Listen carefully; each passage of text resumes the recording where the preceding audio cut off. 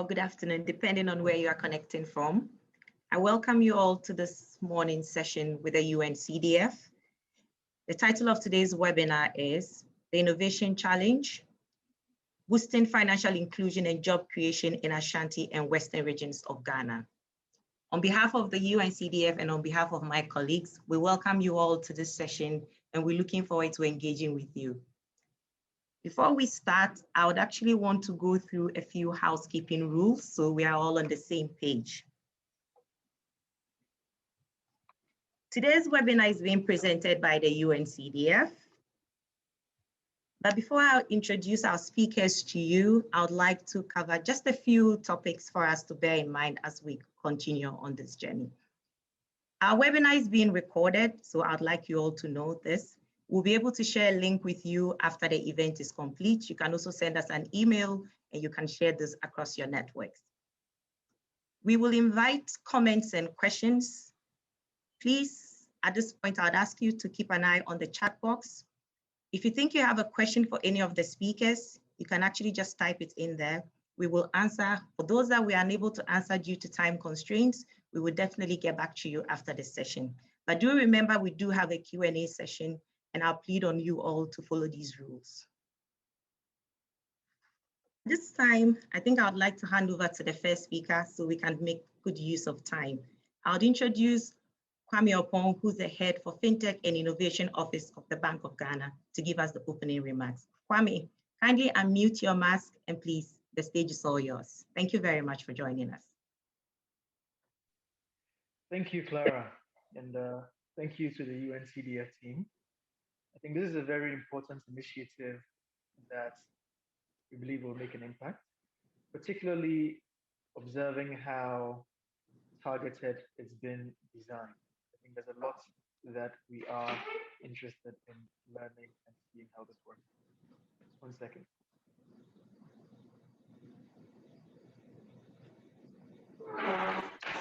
Okay.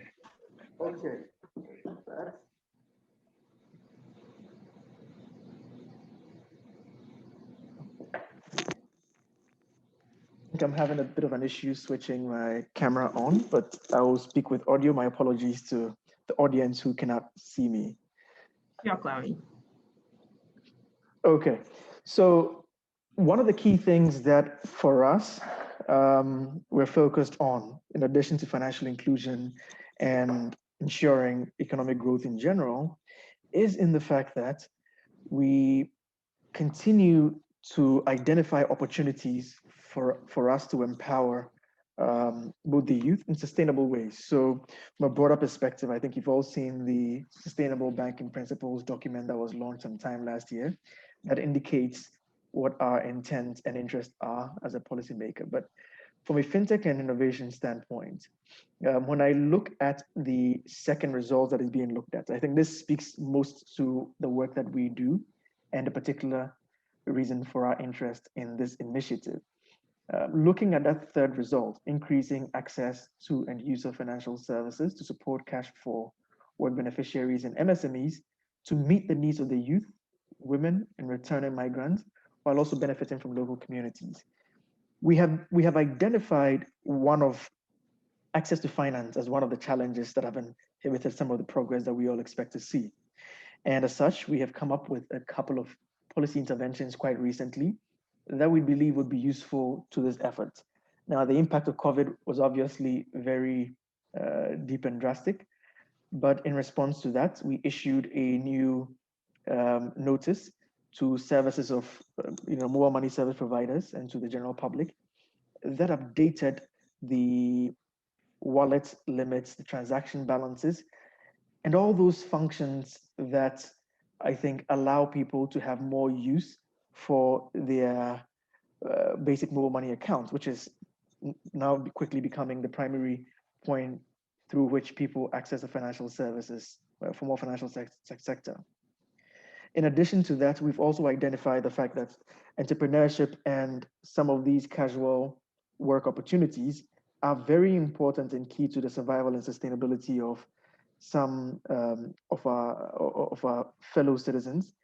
And as such, we've come up with a new account categories for merchants' accounts. And this is not just for the mobile money and payments service provider space, but the overall financial sector. And the reason why this is important is if you look at our payment law, having reviewed it, we identified a roadblock and a bit of a challenge. And that challenge was for any returning migrant worker or a woman trader somewhere in the Western region, if they wanted to have a basic mobile money account, merchant account, they would have had to provide so much documentation that they wouldn't have. And so what they wind up doing is having to use their existing individual mobile money wallet, which attracts fees to their buyers, and that additional cost has its own implications. And all these things were, even on top of everything else, not helping define a financial profile that could, in a more proper way, that could allow them to be scored on it to access credit someday. So some of those opportunities were slipping away, even though they're getting access to the financial services ecosystem through mobile money.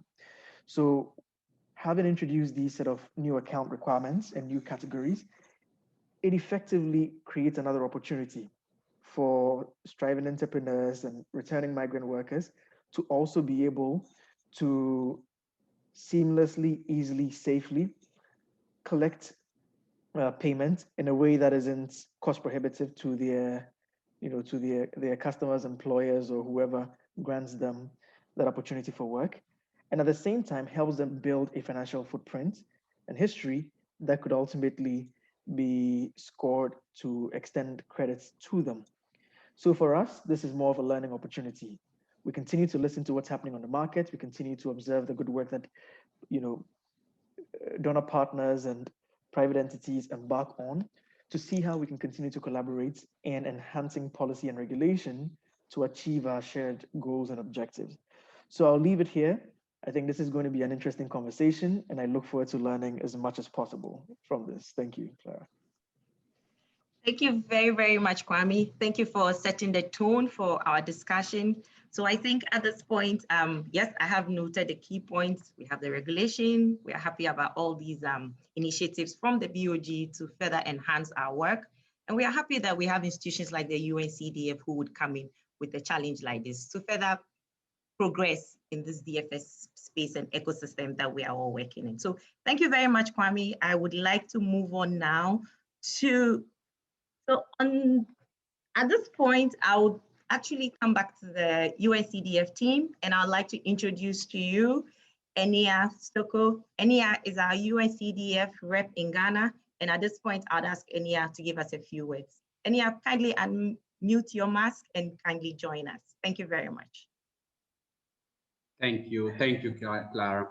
Good morning, everyone, and thank Mr. Kwame Opong for his opening remarks for this important request for application of opportunity of innovation challenge. Before going into the details of the proposal, I would like to say a few words about UNCDF and the Green, a 4-year project funded by the European Union Trust Fund for Africa.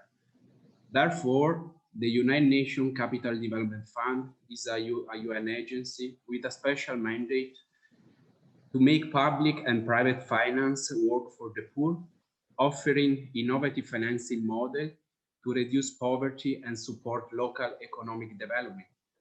At the organization level, these models are proposed through 3 main challenges. Firstly, the inclusive digital economies, aim at connecting individuals and small businesses with financial ecosystems, providing suitable tools of inclusiveness. Second, the local development finance approach, which is principally implemented at the local scale to guide local economic development. And finally, the investment finance that provides tailored financial instruments to drive sustainable development goal impact, as well as domestic resource mobilization. Linked to what I just said, I would say our motto is to promote digital economies that leave no one behind, contributing to the achievements of the Sustainable Development Goals. In Ghana, as you can see from the previous slide, Clara, yeah, great. UNCDF is actively promoting mechanisms of financial inclusion and local development to support job creation within the framework of the Boosting Green Employment and Enterprise Opportunities in Ghana, the Green Program, funded, as I said, by the European Union Trust Fund for Africa. I'm confident that most of you come across with the theory of change of green. If not, I kindly recommend you to visit our website and consequently get further information. In the meantime, I remain at your disposal if there are any questions. Considering the time constraints and the interests of the attendees, let me focus this morning on the financial inclusion agenda of Green. Thus, under result 3, the previous slide, yeah, under result 3, access to finance, UNCDF's purpose is addressed to increase access and usage of financial services adapted to the needs of the target groups, mainly referred to youth, women, returnees, SMEs, as well diaspora and local communities. Through a combination of grants, technical assistance, and convening power, UNCDF will support the private and public sector providers in achieving this goal. In Ghana, UNCDF commitment is built on the corporate efforts to leave no one behind in the digital era, a comprehensive set of actions aimed at building inclusive digital economies. Under this agenda, and with a strong track record at the global level, UNCDF acts through 4 main work streams that you can see at the bottom left of this slide. Supporting stakeholders with key strategic instruments that make us a relevant stakeholder within the development sector. Under this framework, UNCDF, with the green intervention, propose 4 main areas of interventions. First, we build financial capabilities for our targeted groups. We test and pilot new approaches of financial services to stimulate access and usage of them to the targeted groups with tailored and more affordable financial products. Additionally, we leverage remittances and investments which flow towards Ghana. This, as you likely know, has a great potential, and we want to offer financial options to channel them at the benefits of our beneficiaries through remittance-linked services and crowdfunding options. I will stop here and leave the floor to my colleague Arianna to guide you deeper on this outstanding opportunity. Therefore, on behalf of UNCDF, I renovate our commitment to support the financial ecosystem, getting fully involved Bank of Ghana, which I thank once again for the participation of this informative session. Again, from our side, we continue building inclusive digital economies in Ashanti and Western regions, as well as in Ghana and beyond. Thank you.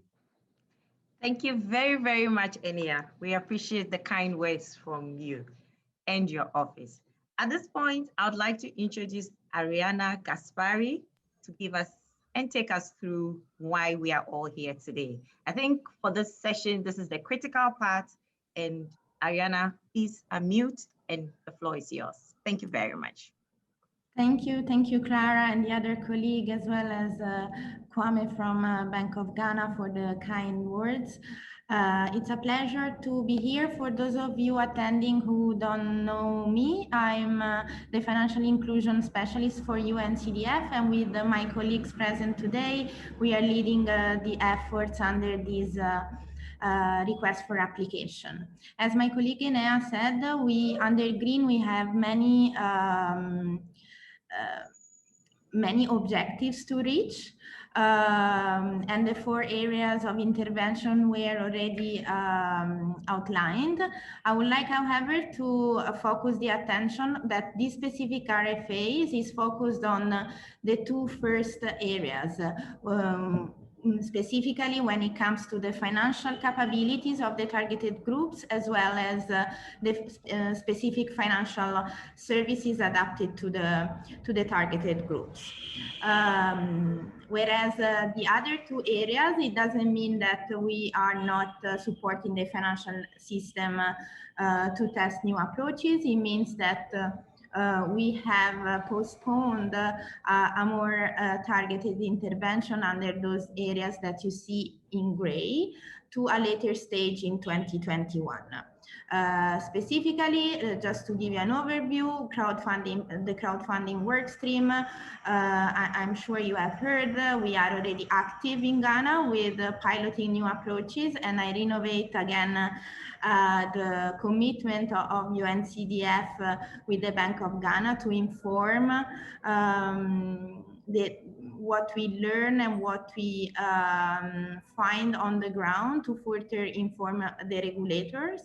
And also when it comes to how to channel diaspora funds through also remittance linked product, we are going to leverage this aspect later this year. However, for those remittance providers present here in this call, I'm sure you know that IFAD has launched a request for application, and I invite all of you to have a look to see eligibility criteria as well as the scope of the work. And we renovate, of course, our willingness to cooperate at the benefit of the Ghana ecosystem. But now let's go to the in-depth request for application. I was pleased to hear Mr. Opong when he was talking about the challenges that communities, especially in rural areas, have when they come to access to finance. And this is where Green aims actually to play a role. Because what we want is to make sure that targeted groups have access and use financial services. I would like to reiterate access and usage as one of the main points for the UNCDF intervention, which are at the core of this challenge. I hope that attendees had the chance to look at the document where we go into details. However, I'm pleased to give an overview of the scope of work. What we are looking for, and as my colleague Anna was saying, UNCDF is ready to support financial providers to test innovative approaches. When it comes to Pillar 1, customer empowerment, this means that we want to provide funding and technical assistance to those providers interested in building the capabilities of targeted groups. Whereas under the Pillar 2, we want to, again, support the financial provider and the financial ecosystem to come up with innovative services and to pilot them at the benefit of the targeted groups. I believe that you will see in the document a few examples that we are looking for. However, as we want to play a market facilitator roles, we are open to hear from you and from your experience what are the best financial services that will be most adapted to the targeted groups. The most important thing within the eligibility and of this RFA is to make sure that the proposals address access and usage challenges.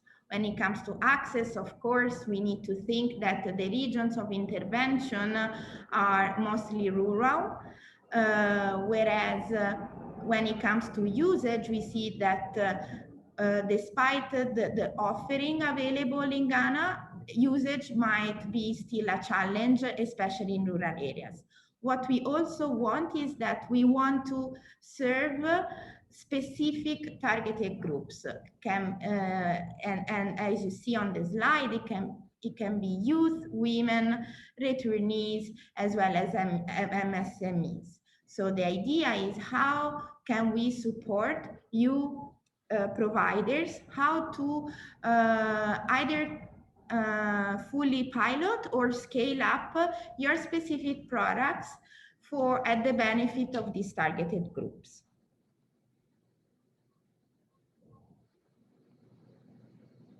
If we go to the other slide. Yeah, maybe I know it might sound very broad, and again, I leave to attendees the document where we again share some of the examples that we would like to test, but we leave also, we are keen to hear from you what are your specific understanding of the market and how you will tackle the challenges that are faced by our targeted groups. Some do's and don'ts to make clear, to make your proposal as specific as possible. You will see on this slide that will be, of course, shared with all the registered participants. The idea here is to really propose, we are willing to support those specific proposals that tackle the challenges of the specific targeted groups. We also encourage partners to partner, interesting candidates to partner with other also non-financial institutions to increase impact.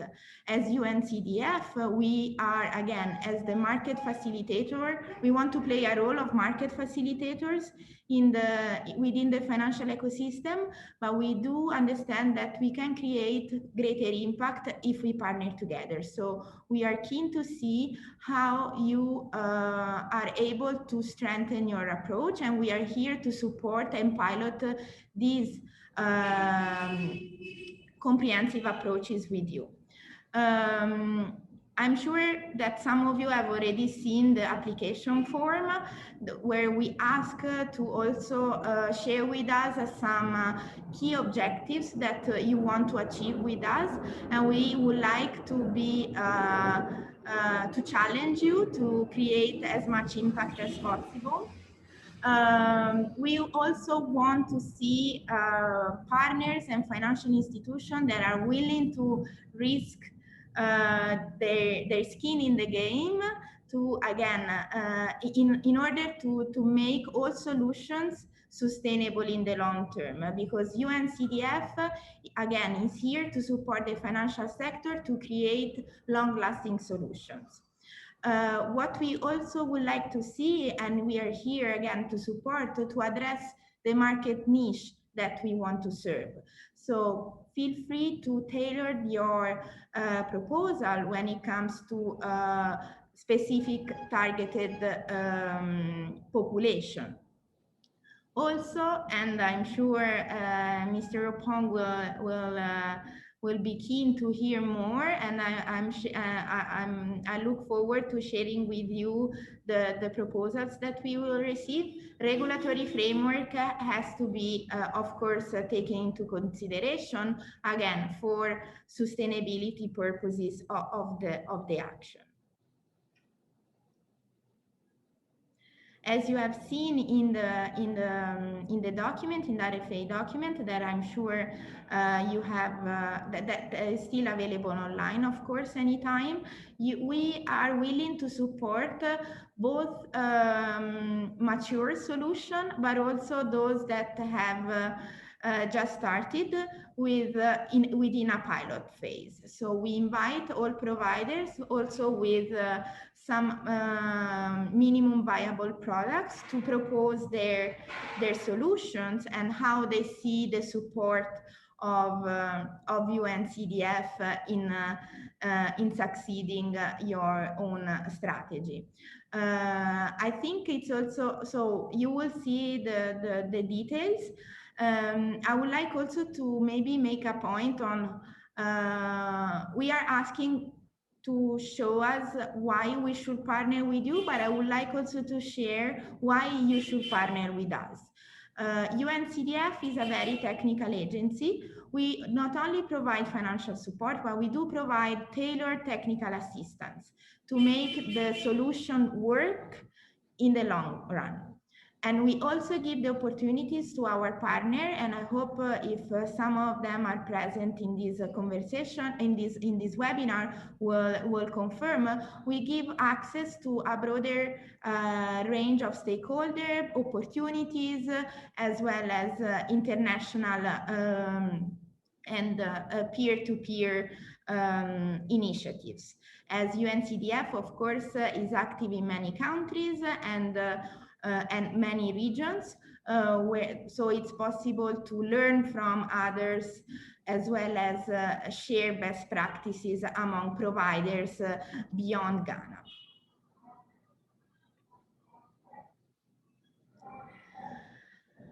We want to keep this introduction very short to give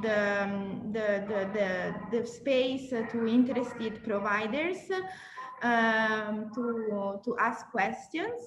But just to maybe recap how to apply, the link is published on the website, and just right after this my intervention, I will copy paste again the website for those of you that didn't see.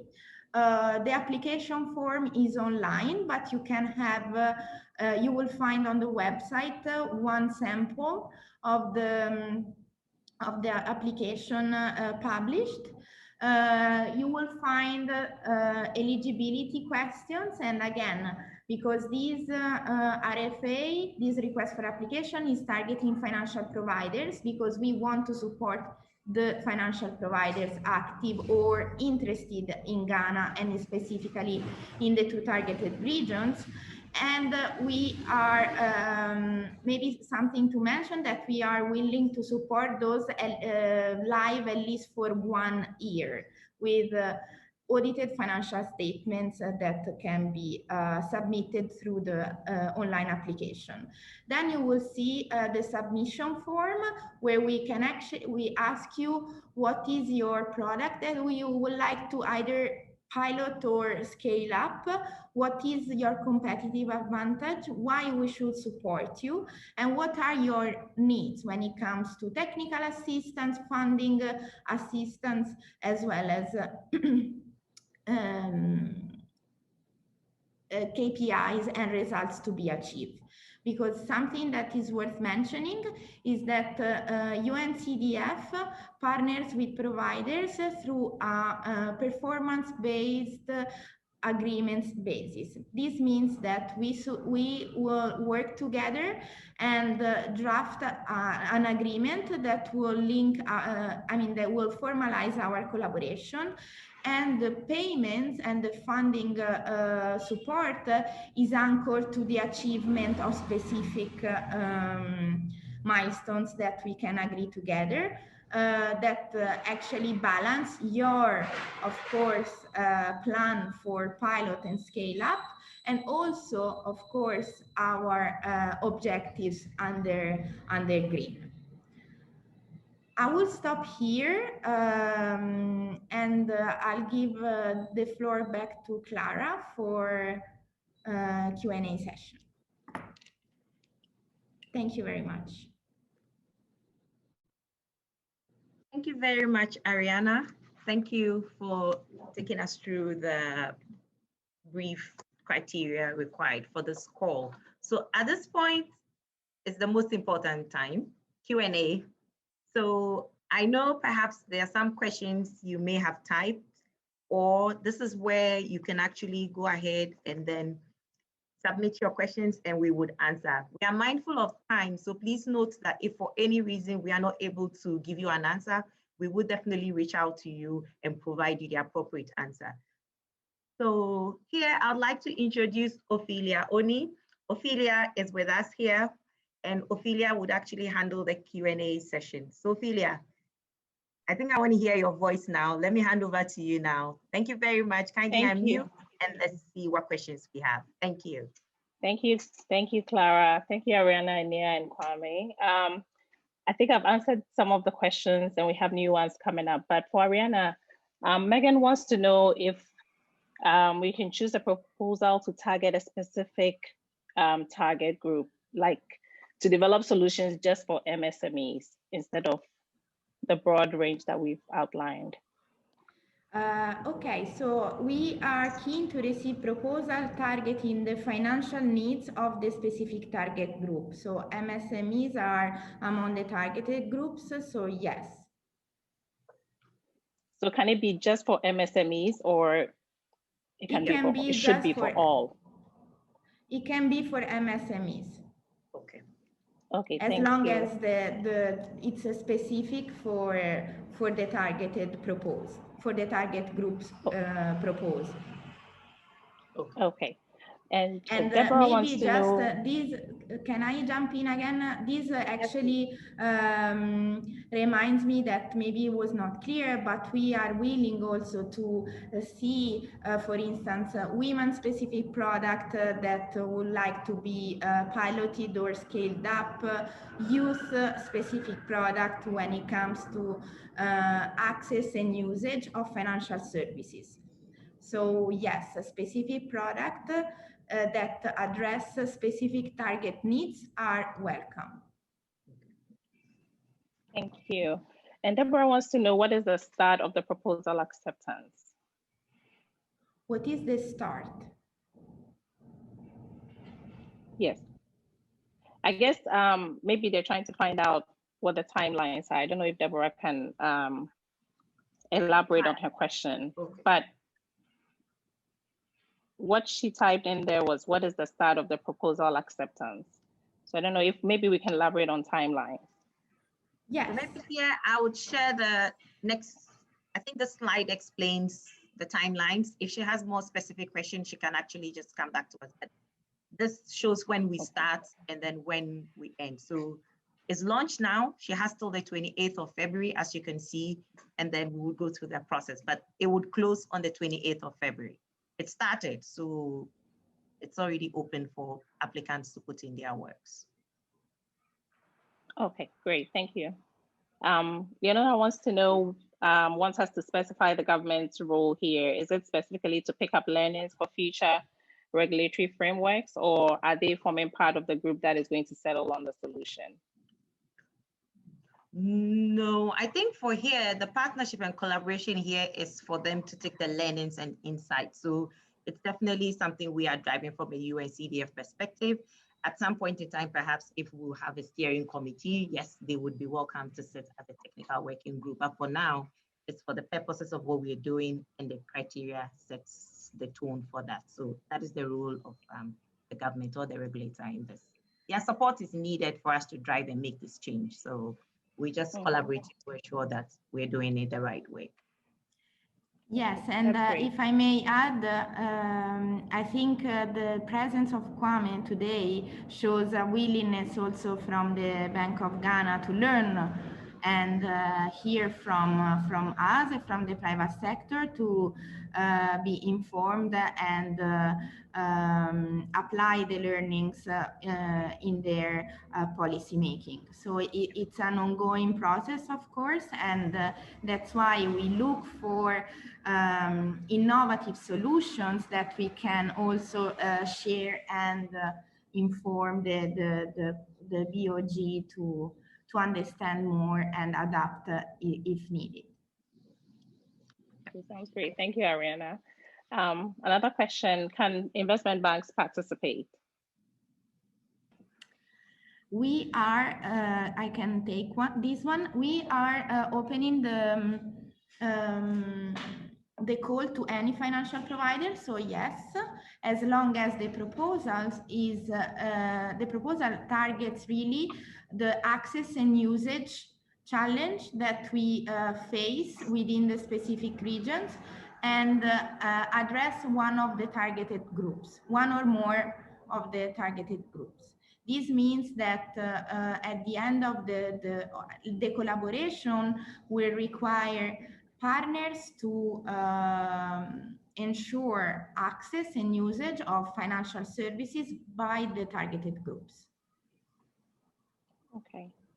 So William wants to know, what if the product has both a pilot and scale part to it?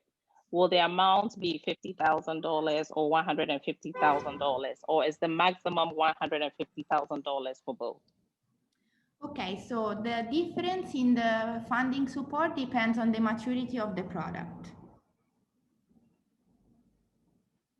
So whether it's a new product or whether it's an existing product that's being scaled viable, up. For viable scale product. up, yes.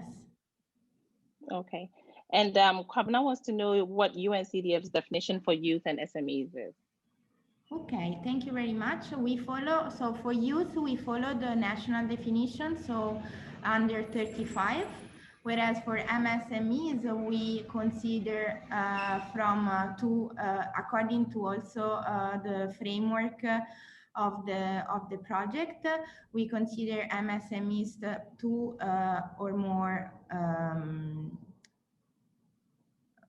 persons. Yeah. Compared to income generating activities that targets more entrepreneurs, so more individuals.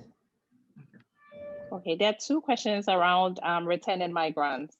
One is saying, what is returning migrants under the target group? And then the other question is saying, how do we identify returning migrants as the data may be classified? Very interesting question, and this is why we encouraged partnership among also organizations to help you fine-tune your scope. We are in collaboration as UNCDF with other organizations that are willing to that support specifically targeted groups, and this is very important. Actually, I want to maybe expand on this, and can also, let's say, offer a pool of either youth, women, or beneficiaries, or MSMEs, including returning migrants, that can actually serve as potential clients for the institution. I want to expand on this because I think the value added also of partnering with UNCDF is that the project is within a broader ecosystem of partners. I see among the attendees we have also our colleagues from SMB. SMB is the co-implementer of the Green Project together with the UNCDF, and the idea behind is that we want to de-risk, let's say, the profile of targeted groups when they access to finance. On one side, we work with the financial providers to actually pilot adapted products that might not be available without our support. And on the other side, we have a comprehensive ecosystem of partners that support also the demand side. So they structure the MSMEs, they offer incubation and acceleration programs to make their profile more less risky, let's say, when they come to access to finance. Thank you. Joyce wants to know, should the project be a new project altogether, or an institution can submit to an existing project that needs expansion or further support? I think the answer is yes. Yes. So, yes. We've answered that already. Yes. So yes. Yes. All right. And then there are questions about NGOs. So there's one that says, can NGOs implementing financial inclusion projects participate? And then the second one is, we are an international NGO and cash transfers, financial literacy training and VSLAs are our core business, can we apply by ourselves or only if we partner with a formal FSP? Okay, well, so as you see, one of the pillars is around financial capability. So you can apply under that work stream. However, I would like to reiterate that I mean, I encourage partnership to create greater value. Yeah. Okay. But I guess in their case, if they're experienced, even though that would be our preference, they can still go ahead and apply depending on the experience, which I see they've been in the business for quite a while now.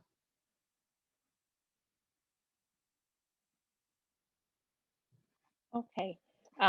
There's a question around, is there a preference for supporting green solutions, that is renewable energy, energy efficiency, etc., in this initiative, or is it purely just focused on financial inclusion purposes? Sorry, again, can you repeat the question, Ophelia, please? So the question says, is there a preference for supporting green solutions, example, renewable energy and energy efficiency, in this initiative, or is it purely focused on financial inclusion purposes? Okay, thank you. So this is very important. As I was saying, we are very keen to support solutions that target the groups that we want to serve. And among those, of course, I mean, we are called Green Project as acronym. So we are interested in specifically supporting green MSMEs. Okay. I don't know if the this support is answered for the green question. SMEs. Yeah, I think in a way, just supporting green SMEs also ties into what he's asking, because they can be in the renewable energy space or doing something that's improving energy efficiency. And if they're MSME, youth, or a women-led business, they definitely qualify. They definitely qualify, yes. Yes, definitely. So someone also wants to know, one of the eligibility questions is to have a product already in the market. Does it mean a totally new service does not qualify? We want at least a pilot ready. Yeah. At least a pilot ready. Okay, great. Minimum viable product. Exactly. Okay. And how many proposals will be shortlisted? Is there a cap? Okay. There is, it depends on the evaluation criteria that are published online. So we will be going through an in-depth assessment, and those passing the technical qualification will be can be awarded. Okay. There's a question about from Justice. He's asking for a bit more clarity to the financial support / grants. Okay, so the financial support is stated in the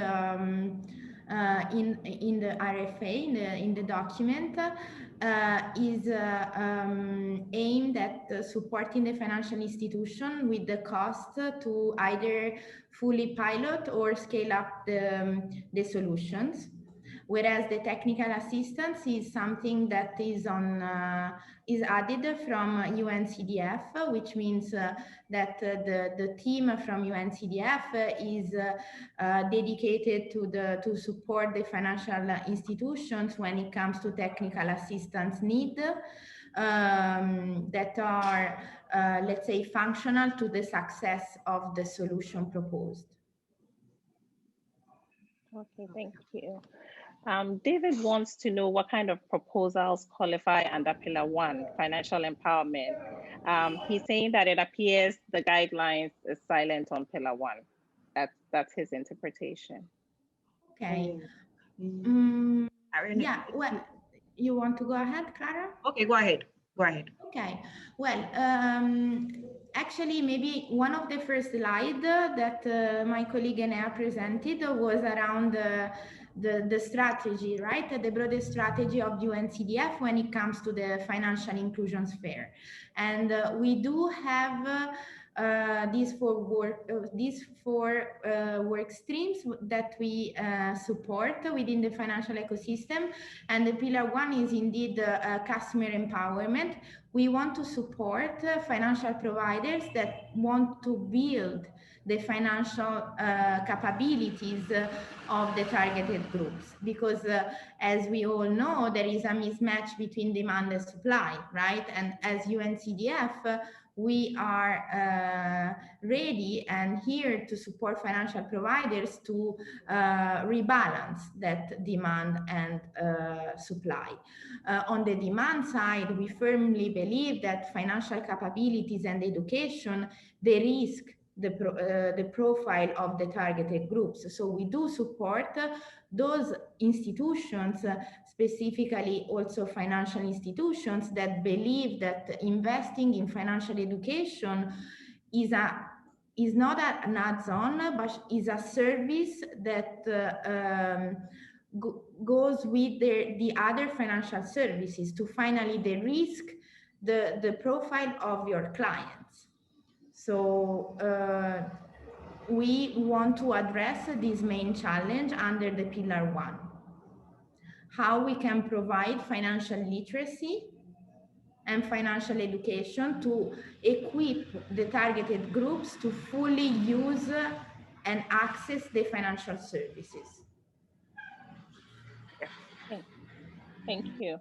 There's a question around crowdfunding. Is there any relation between the crowdfunding platform and the program targeting returning migrants? Okay, so I think maybe just the broad green yes, result. Indeed. So as we were saying at the very beginning, UNCDF is mandated by the European Union to test new innovative financial services in Ashanti and Western, including crowdfunding.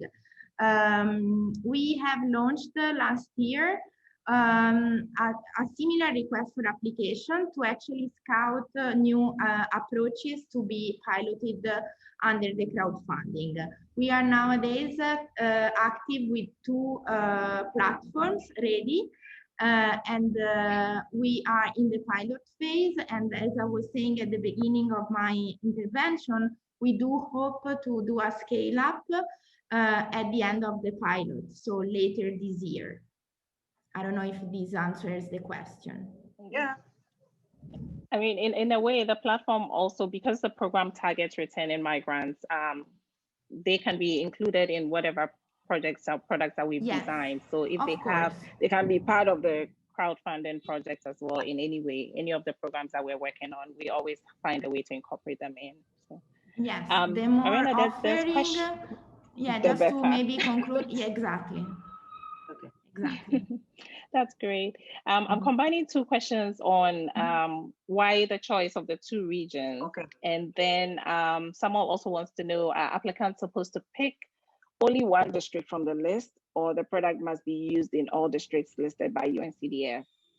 Let me help on the first part. I think maybe Ariana can take a bit of a breather. So why the choice of the 2 regions? We did a needs assessment before the project commenced, and we looked at I think in terms of linking to see, the whole idea about green is to look at stemming irregular migration, if we would share more information later, but it's to look at what are the causes, what makes people leave, and how do they come back. So the regions that we sort of, the needs assessment identified was Brong-Ahafo, Ashanti, Western, Greater Accra, but we realized there were quite a number of initiatives that were being done in the Brong-Ahafo, in Greater Accra. So that's why this project is narrowed on Ashanti and Western, because we realized from the needs assessment that Western region is one of those sort of areas where a lot of returning migrants come through. Ashanti region, we tend to have a lot of migrants who settle there, or a lot of people who actually exit. So that for me is the basis of selecting these 2 regions.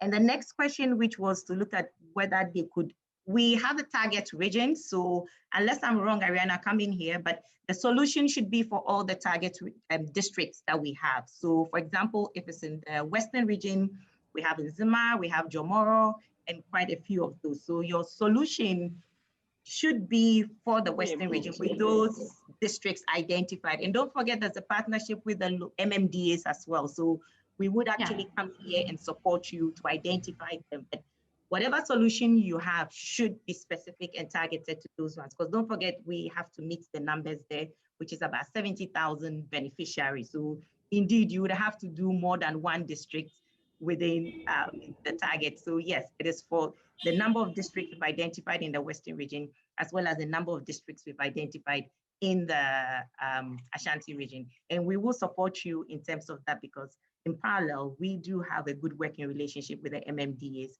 in terms of making sure that this reaches all of them. Yes, thank you. Just to complement, maybe this is what we meant by saying that we also offer an ecosystem of partnership to ease the work of financial providers. What we do is that we have a strong and in-depth relationship with the districts to help also financial providers to expand in those specific areas.